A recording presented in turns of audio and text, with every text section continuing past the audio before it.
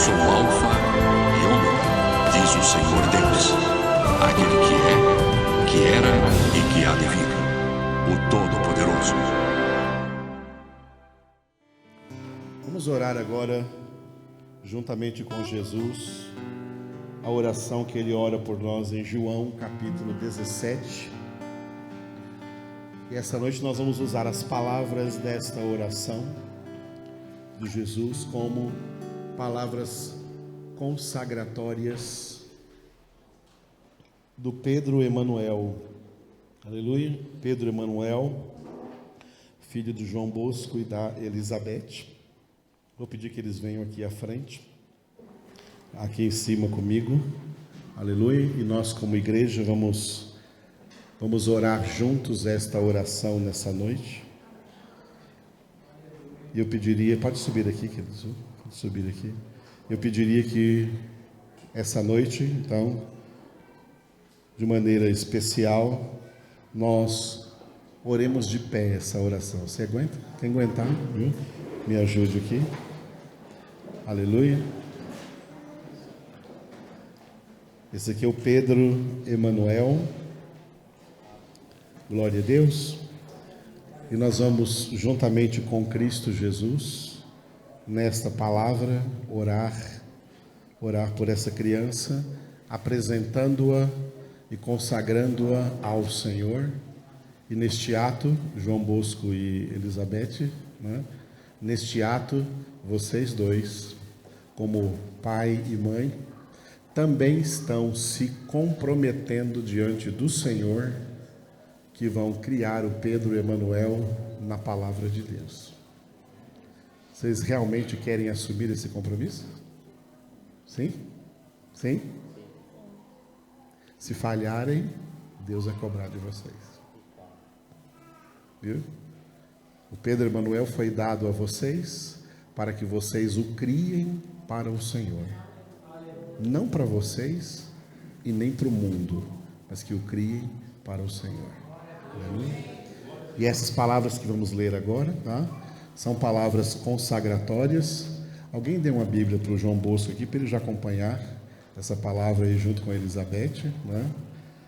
Se você cansar muito, pode dar uma sentadinha, tá? Ali tem um banquinho atrás. Vamos ler juntos então essa palavra consagrando ao Senhor o Pedro Emanuel. Começando daí do primeiro versículo, onde está escrito Pai. Amém? Amém? Então, juntamente com Cristo, oremos juntos. Pai, é chegada a hora. Glorifica a teu Filho, para que o Filho te glorifique a ti.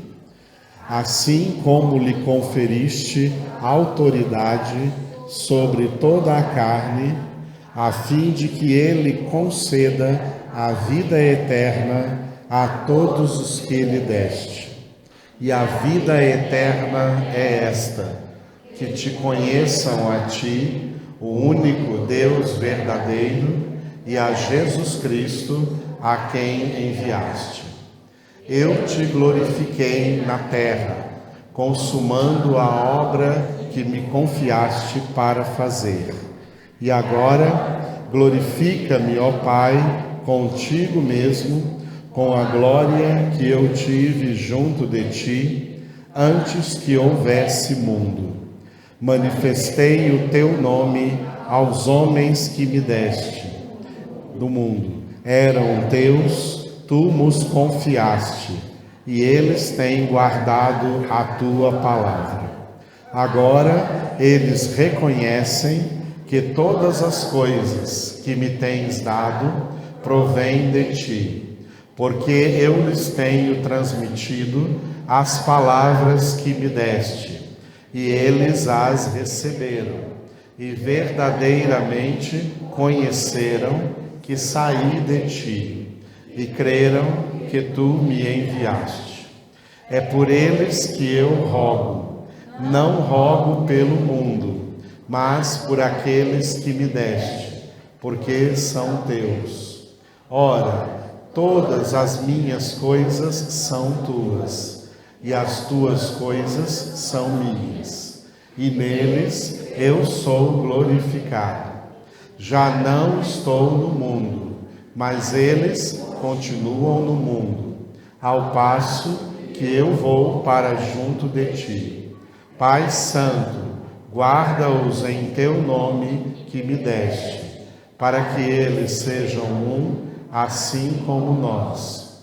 Quando eu estava com eles, guardava-os no teu nome que me deste, e protegi-os, e nenhum deles se perdeu, exceto o filho da perdição, para que se cumprisse a Escritura. Mas agora vou para junto de ti, e isto falo no mundo, para que eles tenham o meu gozo completo em si mesmos. Eu lhes tenho dado a tua palavra, e o mundo os odiou, porque eles não são do mundo, como também eu não sou.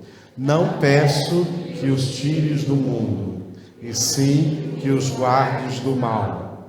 Eles não são do mundo, como também eu não sou. Santifica-os na verdade.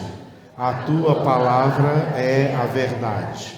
Assim como tu me enviaste ao mundo, também eu os enviei ao mundo.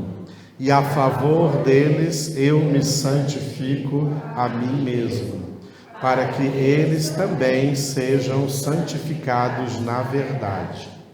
Não rogo somente por estes, mas também por aqueles que vierem a crer em mim por intermédio da tua palavra, a fim de que todos sejam um, como és tu, ó Pai, em mim e eu em ti. Também sejam eles em nós, para que o mundo creia que tu me enviaste.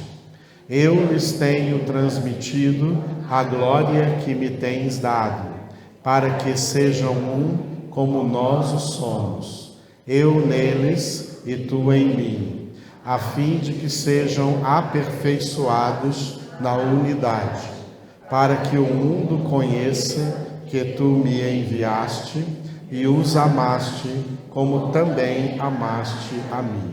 Pai, a minha vontade é que onde eu estou, estejam também comigo os que me deste, para que vejam a minha glória que me conferiste, porque me amaste antes da fundação do mundo. Pai justo, o mundo não te conheceu, eu, porém, te conheci, e também estes compreenderam que tu me enviaste. Eu lhes fiz conhecer o teu nome, e ainda o farei conhecer, a fim de que o amor com que me amaste esteja neles, e eu neles esteja. Aleluia. Estenda sua mão direita na direção do Pedro Emanuel.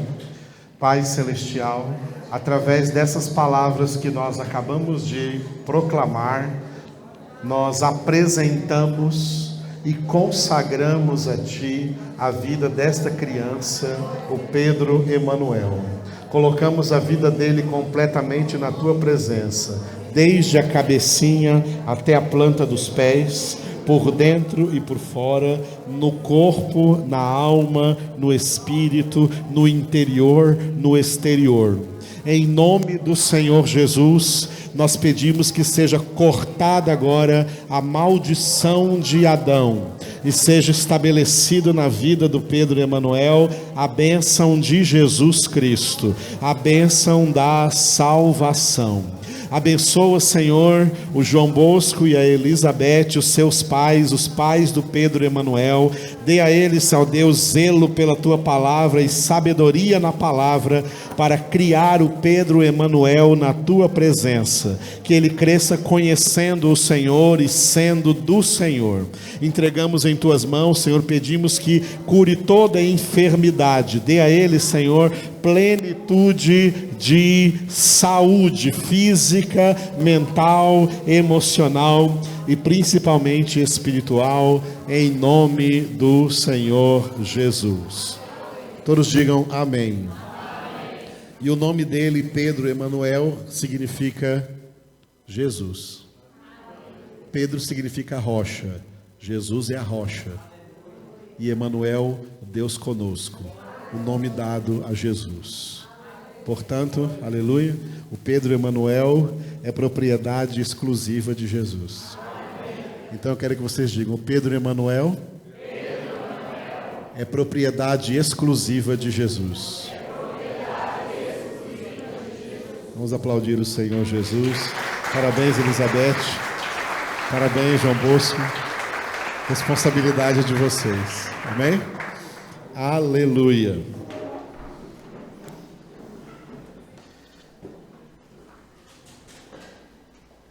Glória a Deus. Aleluia. Hoje nós vamos meditar dentro deste versículo, deste capítulo, no versículo 14. Mas o versículo 14 está aqui em um grupo de versículos que vai do 14 até o 17. E o tema principal aqui dentro destes versículos, do 14 ao 17, é que Jesus está orando ao Pai por nós, seus discípulos genuínos, porque nós não somos do mundo. Por isso o título deste texto todo aí, do 14 ao 17, repita, não são do mundo. Aleluia. Você é do mundo? Se você for do mundo, você não é de Deus. Você é de Deus? Se você for de Deus, então não é do mundo. Não dá para ser do mundo e de Deus. Ou uma coisa ou outra. Não dá para ser as duas coisas. Ou é de Deus ou é do mundo. Não dá para ser as duas coisas. E se é de Deus, tem que ser verdadeiramente de Deus. Tem que ser cheio do Espírito Santo de Deus. Tem que ser cheio do conhecimento de Deus. Tem que ser cheio da palavra de Deus. Se for de Deus, tem que ser como aquele homem do Salmo número 1, que não anda no conselho dos ímpios, não se detém no caminho dos pecadores, nem se assenta à roda dos escarnecedores. Antes o seu prazer está na lei do Senhor, na palavra do Senhor, e movido por esse prazer, nela medita de dia e de noite. E Deus faz o que na vida dessa pessoa? Ela é como a árvore plantada junto à corrente de águas, que dá fruto na época própria, cuja folhagem não murcha, e tudo quanto faz prosperará. Os do mundo não são assim, tá? Os ímpios não são assim, eles não são como a árvore, eles são como a palha levada pelo vento. Por isso, não prevalecerão os ímpios na congregação dos justos, porque o Senhor conhece o caminho dos justos, mas o caminho dos ímpios perecerá. Glória a Deus. Então, de graça para vocês aí o Salmo número 1 inteirinho. Amém? Quem é de Deus, diga, quem é de Deus não é do mundo. Quem é de Deus não é do mundo. Aleluia. Esses versículos estão divididos da seguinte maneira. Então, lá em cima está escrito, diga de novo, não são do mundo. E além de não ser do mundo, o mundo os odiou, tá? Jesus estará orando aí que o mundo odiou todos os seus discípulos. O mundo sempre odiará os seus discípulos, e por isso Jesus disse para os próprios discípulos, para nós, ficou registrado aí também, em João capítulo 15, né? Se o mundo vos odeia, sabei que odiou a mim antes do que a vós. Se fosseis do mundo, o mundo amaria o que era seu. Como, porém, não sois do mundo, mas do mundo eu vos escolhi, por isso o mundo vos odeia. Aleluia. Que bom, amados. Que bom ser amado por Deus e odiado por esse mundo sujo, iníquo, que está indo para o seu final, que está acabando. O mundo está acabando, graças a Deus. O fim desse mundo está próximo, Jesus está voltando. Os santos se alegram. Aleluia. Bom, esse trecho todo aí do versículo 14 até o versículo 17 estão divididos assim, versículo 14 e 15, versículo 16 e 17. O 14 e o 15, o título é, diga, Tua Palavra. Ou seja, O que Jesus vai dizer aqui nesses 2 versículos é que os discípulos de Cristo são odiados por causa da palavra. Os discípulos de Cristo são aqueles que amam a palavra, como nós citamos agora no Salmo de número 1. Tem o seu prazer na palavra. E por causa disso, eles são odiados. Tá? São odiados no mundo. Já teve gente que chegou para mim e fala assim: que isso, Edivaldo? Você só pensa na palavra? É só palavra na sua vida? Você não pensa em outra coisa, não? Uma vez uma roda de ímpios me cercou assim, né? Eu estava numa roda ali de ímpios, mas não porque eu estava sentado na roda dos escarnecedores, não. Eu fui lá para pregar para eles. Eu fui lá para pregar para eles, não para ouvi-los. Aí eles quiseram argumentar comigo, né? E falaram assim, né? Tá certo, Edivaldo. Eu sou viciado em cigarro, né? Eu também sou viciado, todos eles falam, eu também sou viciado em cerveja, eu também sou viciado em bebida alcoólica, mas daí você é viciado em Bíblia. Eles falaram para mim desse jeito. Eu falei assim, muito bem, você disse que é viciado em cigarro, você disse que é viciado em cerveja, você disse que é viciado em bebida alcoólica. Deixa eu perguntar uma coisa, você é viciado em arroz? Não, arroz é um alimento. Muito bem. A Bíblia é um alimento. A Bíblia é o meu arroz espiritual. A Bíblia é o meu alimento espiritual. Alimento não é vício, alimento é alimento. E vocês estão raquíticos porque não estão alimentados por essa palavra. Aí eles não souberam mais o que dizer, claro, porque o Espírito de Deus cala todas as bocas. Os discípulos de Cristo são odiados por causa da sua palavra.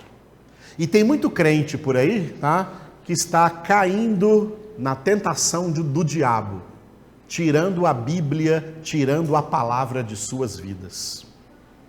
E não só crentes, tem igrejas inteiras tirando a palavra do seu convívio. Tem crentes por aí que não estão mais suportando a palavra, suportando a sã doutrina. É porque são crentes falsos, homens de Belial, pessoas possuídas de Satanás e não do Espírito Santo de Deus, porque quem tem o Espírito Santo de Deus, o Espírito Santo mesmo o guia a toda a palavra. Estou falando mentira? O que o Espírito Santo faz na nossa vida? João 16:13, Jesus disse, saiu da boca de Jesus essas palavras: o Espírito Santo, que é o Espírito da verdade, vos guiará a toda a verdade. Se alguém não ama a palavra, é porque não tem o Espírito de Cristo. E se não tem o Espírito Santo, não pertence a Cristo, pertence ao mundo. Agora, os que não são do mundo são de Deus, porque o Espírito de Deus habita neles e o Espírito de Deus os conduz para toda a palavra de Deus. E por causa dessa palavra, esses discípulos são odiados no mundo. Glória a Deus. E nos versículos 16 e 17, Jesus vai dizer que essa palavra, diga, é a verdade. A palavra é a verdade, porque a palavra é o próprio Jesus que disse em João 14:6, eu sou o caminho e a verdade e a vida. Ninguém vem ao Pai senão por mim. Aleluia. Os discípulos de Cristo são odiados no mundo porque eles são separados do mundo. Porque é isso que a palavra faz. A palavra nos separa do mundo espiritualmente. Os discípulos são separados do mundo pelo ministério da palavra, por isso eu escrevi ali, separados pela palavra. A palavra de Deus tem esse ministério de nos separar do mundo. É por isso que tem muita gente que ama demais o mundo, ou ama coisas do mundo, aí quando ouve uma palavra que eu estou pregando aqui, fica com raiva de mim, pensa que eu estou querendo tirar o mundo deles. Acho que Edivaldo é muito radical. Que Edivaldo radical, o quê? A palavra de Deus é radical. E não é só a palavra de Deus que é radical, não, viu? A condenação de Deus também é radical e essa pessoa vai ver quando ela estiver lá no inferno. É um monte de gente que vai estar no inferno pensando, eu devia ter ouvido aquelas palavras radicais, que agora eu não estaria aqui nesse lugar radicalmente de sofrimento. É radical, amados. A palavra de Deus opera em nós uma separação. A palavra de Deus opera para, prepare-se, tá? Para tirar de você tudo, exatamente tudo o que é mundano. E colocar dentro de você tudo o que é celestial. Tudo o que é espiritual. E por isso quem é de Deus, como Paulo disse em Colossenses 3, busca as coisas do alto. Pensa nas coisas que são lá de cima e não nas que são aqui da terra, porque eles estão espiritualmente mortos para esse mundo e a sua vida está oculta juntamente com Cristo em Deus.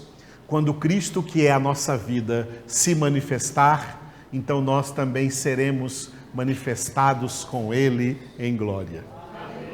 Tudo isso que eu falei está em Colossenses capítulo 3, versículos de 1 a 4. Aleluia. Vamos nos concentrar só naquele quadradinho do centro ali, cujo título é Tua Palavra, que engloba os versículos 14 e 15, tá? 14 e 15. Esses dois versículos estão divididos assim. Lá em cima estão os dois, o quadradinho do meio daquela hora. Tua palavra, odiados por causa da palavra, os discípulos de Cristo são odiados por causa da palavra dele, da palavra de Deus nas suas vidas. Esses dois versículos estão divididos assim. O versículo 14 tem o título, então, diga, o mundo os odiou. Por que razão? Porque está lá escrito de letra branca. Porque não são do mundo. Se fosse do mundo, o mundo amaria. Quem não é do mundo vai ser odiado no mundo.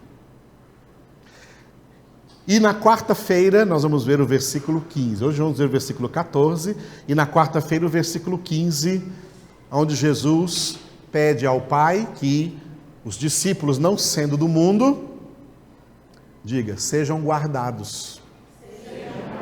Guardados de quê?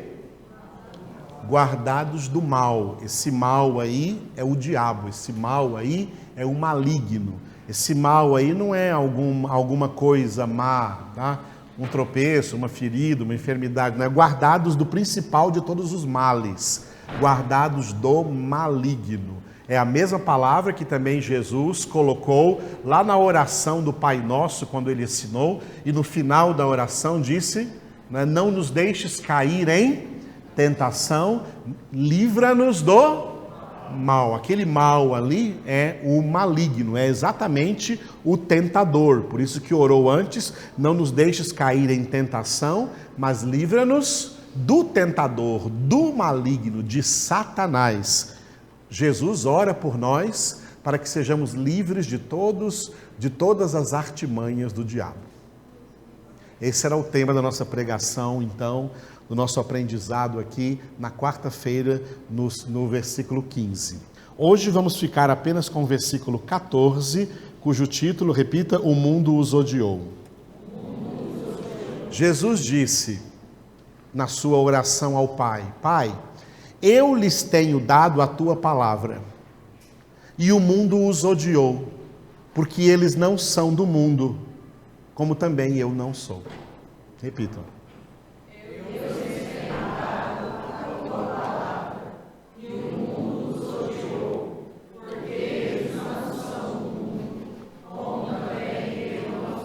Mulheres, eu lhes tenho dado a tua palavra, e o mundo os odiou, porque eles não são do mundo, como também eu não sou. Homens, eu lhes tenho dado a tua palavra, e o mundo os odiou, porque eles não são do mundo, como também eu não sou. Todos juntos?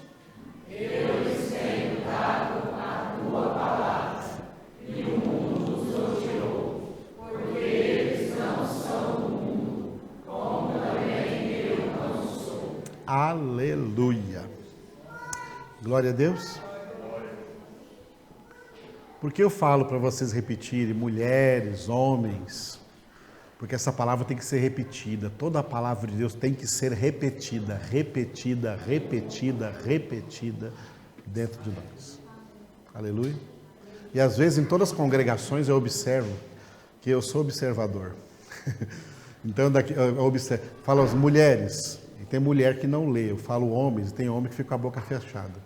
Será que é porque não são mulheres e não são homens? Bom, não sei. Tomara que sejam. Né? Ou são mulheres e homens que não querem nem saber da palavra de Deus. Quando você repete a palavra, obriga sua boca, obriga seus lábios a pronunciar a palavra de Deus, tem poder de Deus aí. Aleluia. Glória a Deus. Então Jesus disse, nesta oração, neste versículo 14, né? Jesus está, como que nessa primeira frase do versículo, né? Prestando contas ao Pai do seu ministério terreno, cuja uma das suas principais características é a transmissão da palavra que ele recebeu do Pai. Jesus mesmo disse muitas vezes aos seus discípulos que a palavra que ele estava anunciando não é dele. A palavra que ele anuncia, ele recebeu do Pai. E ele está aqui fazendo uma espécie de prestação de contas ao Pai, dizendo: Pai, eu lhes tenho dado a tua palavra. Essa tradução aqui, né, eu lhes tenho dado, está usando uma espécie de conjugação verbal muito comum em muitas línguas.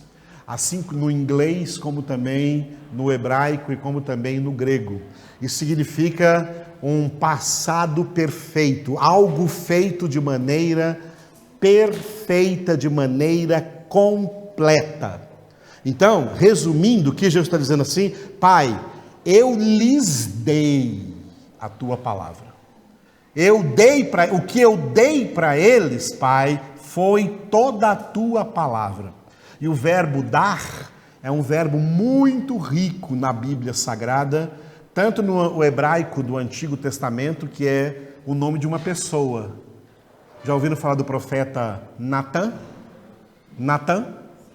Diga aí, Natã. Natã é o verbo dar em hebraico, é assim que ele aparece no Antigo Testamento. Natã é o verbo dar, e no grego do Novo Testamento é bonitinho assim, didomi. Didomi é o verbo dar no grego, no Novo Testamento. E o verbo dar, ele é cheio de significados muito importantes, porque dentro dos significados do verbo dar está o significado da graça. A graça é o que Deus nos dá. A graça é o que Deus nos dá. A salvação é pela graça. Deus nos deu Jesus. Deus nos deu a salvação. E esta salvação, ela está impregnando toda a Sagrada Escritura, toda a palavra de Deus. Por isso, quando você, na sua casa, está lendo a Bíblia, está lendo a palavra de Deus, ou ouvindo, hoje existem muitos recursos para você ouvir a palavra de Deus. Se você me vir na rua aí, dirigindo o meu carro aí pela rua, e eu estiver sozinho, se eu não estiver com a pastora Elaine, se eu estiver com ela, eu estou conversando.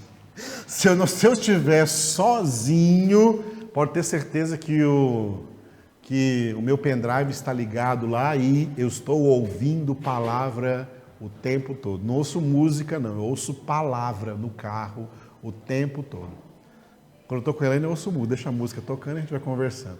Agora, quando eu estou sozinho, toda vez que estou sozinho, estou ouvindo. E em casa, todas as horas vagas, todo o tempo estou lendo a palavra. Porque a palavra de Deus, irmãos, é palavra de salvação. É palavra de salvação. Lidar com a palavra é estar lidando com a própria salvação. É estar lidando com o próprio Jesus, o nosso Salvador, a nossa salvação. A palavra de Deus, ela nos impregna de salvação. A palavra de Deus nos fala de salvação. A palavra de Deus nos revela o que é salvação. A palavra de Deus escreve na nossa mente o que é a salvação de Deus nas nossas vidas. Somos salvos pela palavra, irmãos.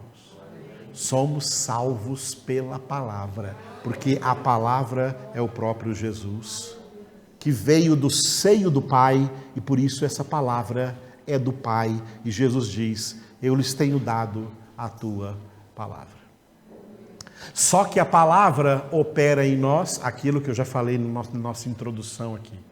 A palavra opera em nós salvação, e ao operar em nós salvação, ela opera em nós santificação.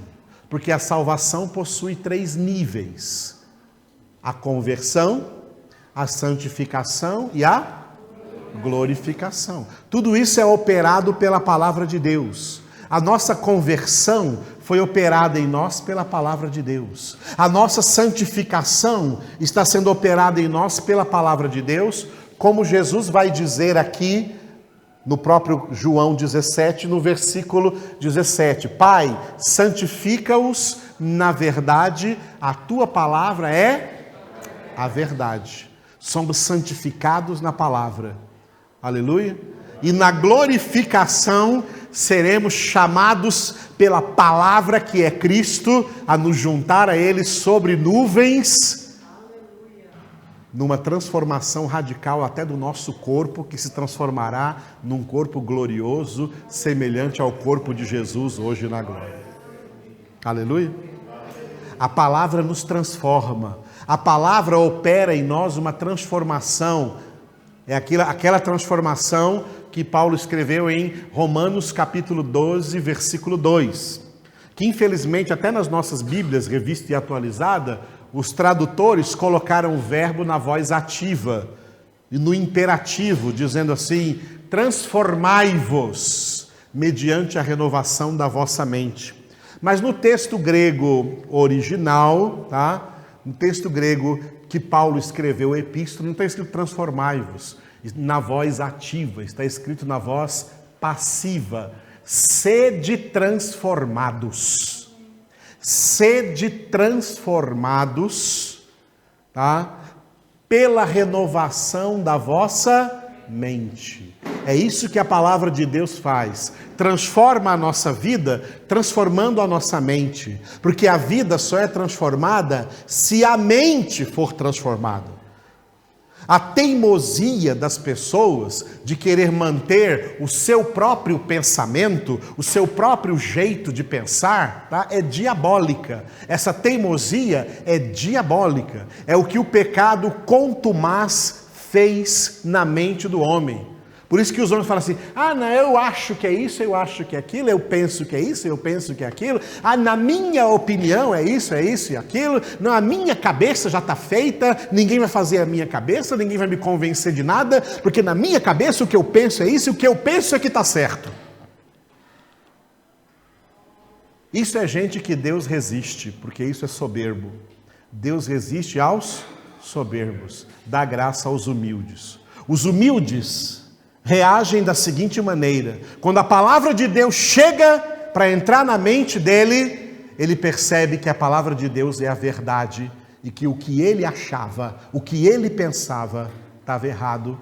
Então a palavra de Deus entra na mente dele, destruindo, anulando estes sofismas, estes pensamentos falsos e implantando na mente dele a verdade absoluta de Deus, que é Cristo Jesus.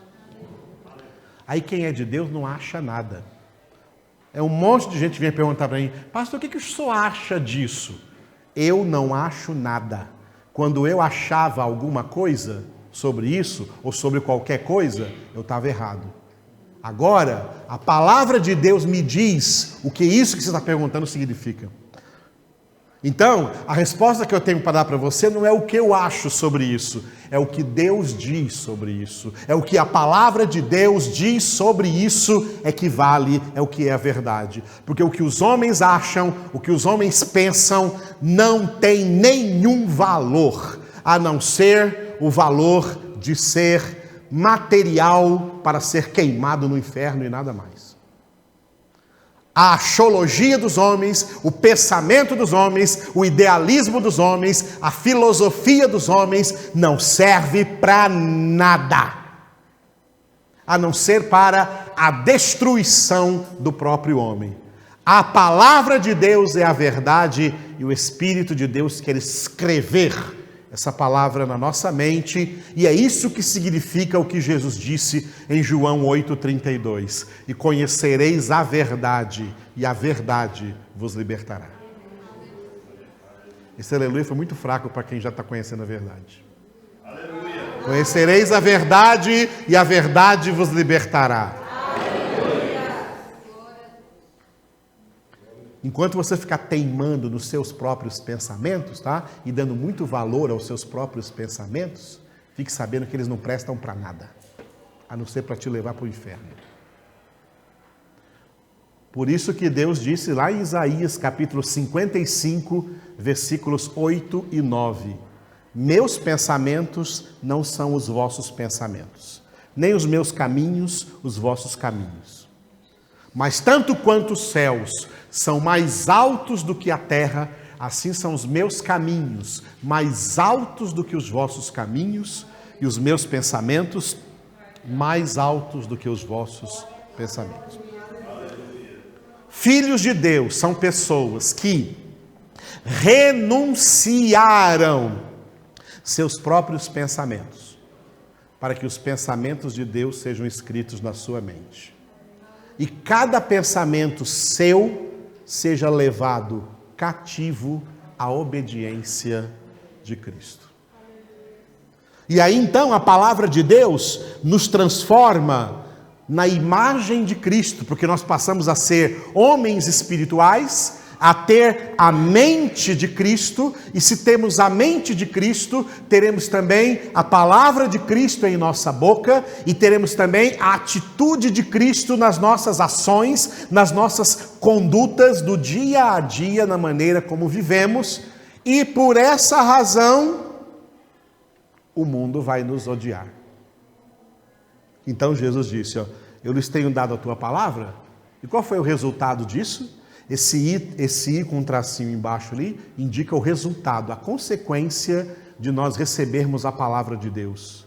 A consequência de recebermos a palavra de Deus é o ódio do mundo. Eu lhes tenho dado a tua palavra e o mundo os odiou. Aleluia. Aleluia. Você tem amigos do mundo? Conversa com eles só coisas do mundo. Ele não vai te odiar. Fala sobre cinema, fale sobre futebol, fale sobre corrida, fale sobre política. Conversa com ele só coisas do mundo. Ele não vai te odiar porque você está igualado a ele. Você está igualado a ele. Agora experimenta dar uma conversada com ele de Bíblia. Ele vai te odiar. Esse amiguinho que você gosta tanto, essa amiguinha que você gosta tanto, que você acha que é até uma boa pessoa, tenta pregar a palavra para ele. Vai te odiar. Tá? Agora, se você é de Deus, não pregue a palavra, não. Fique falando só das coisas do mundo com essas pessoas. E Jesus vai ter vergonha de você. Porque se alguém se envergonhar de mim e das minhas palavras, no meio dessa geração perversa, eu também me envergonharei dele diante do meu Pai e dos santos anjos do céu. Tem vergonha de Jesus? Você tem vergonha de falar de Jesus? Não. Vamos falar francamente aqui, né? Tem vergonha de falar de Jesus para os seus amiguinhos? Não era nem para ter amiguinhos do mundo, porque isso é julgo desigual. Mas tem, né? E tem vergonha de falar de Jesus para eles? Quando está com eles só fala de coisas do mundo, só fala de coisas triviais, para o que você não quer ferir. Não quer que ele pense mal de você, você é um crentinho, um religioso, ou blá blá blá, ou um fanático. Ah, você está muito fanático. Cuidado, irmãos. Porque as últimas palavras de Jesus antes de subir ao mundo é que nós somos suas testemunhas. Sereis minhas testemunhas. Aleluia. Já é errado ter amigos do mundo. É errado, biblicamente é errado. Porque não há comunhão entre luz e trevas. E é erro em dobro quando tem amigos do mundo e não fala nada de Deus para eles. Aí está negando Jesus. Está sentando à roda dos escarnecedores e negando Jesus. Fala. Fala de Jesus para eles. E fica observando se ele ainda vai querer ser seu amigo. Porque quem é do mundo odeia a palavra de Deus e não vai querer ser amigo de ninguém que fale palavra de Deus para ele.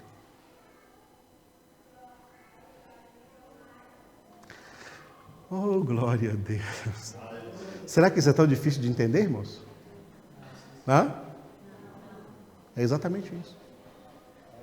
Jesus disse, vós sois sal da terra. Se o sal perder o sabor, para nada mais presta. Vós sois a luz do mundo. A luz não foi acesa para ficar escondida, mas para quê? Iluminar. Iluminar quem? Quem está nas trevas. Ama tanto esse amiguinho aí, essa amiguinha aí? Você ama tanto e quer deixar ele nas trevas? Se você ama essa pessoa, prega para ele sair das trevas, para ele ser iluminado, para ela ser iluminada. Porque a única luz é Jesus. É a palavra, é a verdade. Aleluia. Eu tive muitos amigos do mundo. Quando Jesus me conquistou, eu preguei para todos eles. Ninguém mais quis ser meu amigo. Tiraram sarro, viraram a cara, totalmente. Hoje muitos deles estão mortos. Já morreram de overdose, já morreram de bala na cabeça, porque eu andava com gente de barra pesada. Agora eu ando com Cristo. A transformação de vida. Jesus disse, eu lhes tenho dado a tua palavra e o mundo os odiou. Por que isso acontece? Qual a razão? Porque eles não são do mundo, comparando com Cristo, como também eu não sou. Jesus está dizendo, eu não sou do mundo. Jesus não é do mundo.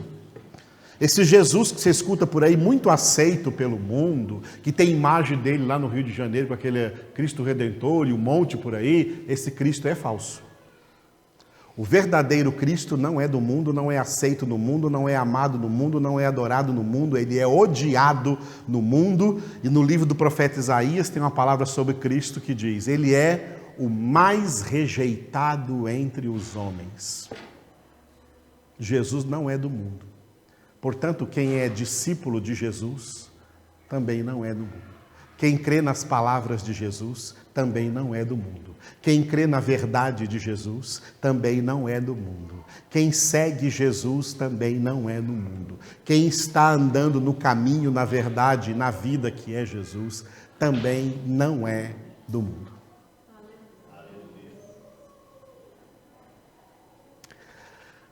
A Bíblia coloca bastante esse contraste entre Deus e o mundo. Tiago escreveu para crentes desviados e chamou esses crentes desviados de infiéis. Tiago 4,4. Infiéis, não sabeis que a amizade com o mundo significa inimizade contra Deus? Todo aquele que se torna amigo do mundo se constitui inimigo de Deus. E o apóstolo João, em 1 João 2, de 15 a 17, ele diz, não ameis o mundo, nem as coisas que há no mundo, porque tudo o que há no mundo é a concupiscência da carne, a concupiscência dos olhos e a soberba da vida. O mundo passa, bem como a sua concupiscência, mas o que faz a vontade de Deus permanece eternamente. O antagonismo espiritual entre Deus e o mundo é o tema deste versículo que nós estamos acabando de meditar nele. E você só pode estar em um lado, ou do lado de Deus, ou do lado do mundo. Não existe meio termo, porque meio termo é morno. Não és nem quente nem frio, és morno. Jesus vomita da sua boca. Quem é de Deus não é do mundo, quem é do mundo não é de Deus. Eu sou de Deus. Eu não sou do mundo. E você? Pode dizer a mesma coisa? Você é de Deus? Então diga, eu sou de Deus. Eu não sou do mundo. Porque se você for do mundo, você não é de Deus. E o firme fundamento de Deus permanece tendo este selo. 2 Timóteo 2,19. O Senhor conhece os que lhe pertencem. Não é pastor que vai fiscalizar a sua vida para ver se você é de Deus ou se não é. Não é ninguém que vai fiscalizar a sua vida, ver se você é de Deus ou não é. Não. É o fiscal mais poderoso que existe. É o próprio Deus onipresente que sonda mentes e corações. Ele nos conhece profundamente. Por isso a Ele a honra e a glória.